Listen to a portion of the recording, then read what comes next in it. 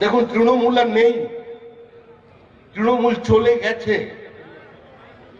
যেটা দেখছেন তৃণমূলের একটা শরীর পড়ে আছে, জীবন্ত জীবাশ্ম, ওটাও চলে যাবে, ওরও বিসর্জন হবে।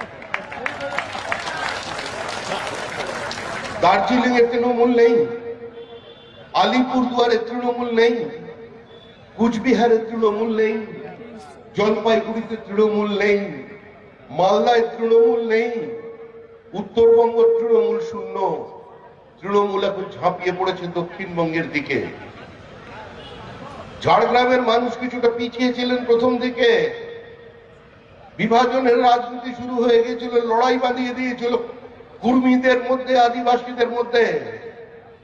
তারা এখন বলছেন সংঘর্ষ নয়, সংঘাত নয়, আমরা নরেন্দ্র মোদীকে চাই, আমরা ডাবল ইঞ্জিন সরকার চাই, আমরা তৃণমূলকে উৎখাত করতে চাই।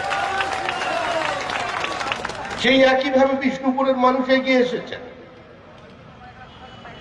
মা শারদার মাটি, এই পবিত্র ভূমিতে দাঁড়িয়ে আজকে আমাদের শপথ নিতে হবে যে তৃণমূল নামক অভিশাপ থেকে বিষ্ণুপুরকে মুক্ত করতে হবে, কোতলপুরকে মুক্ত করতে হবে।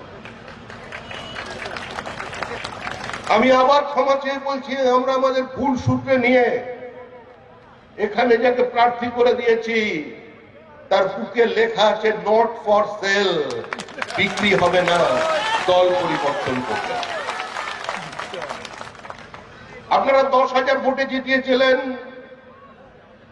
আমি বিশ্বাস করি কোতলপুর থেকে লক্ষ্মীকান্ত 25,000 ভোটের মার্জিন পেরিয়ে যাবে।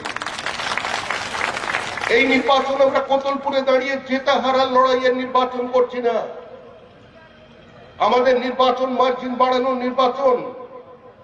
কারণ পশ্চিমবঙ্গবাসী তৃণমূল কংগ্রেসকে না বলে দিয়েছেন, না, তৃণমূল মানে না।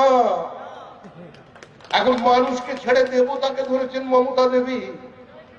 কালীঘাটের মা কালী অনেকদিন আগেই মমতা দেবীর ফাইল ছেড়ে দিয়েছেন।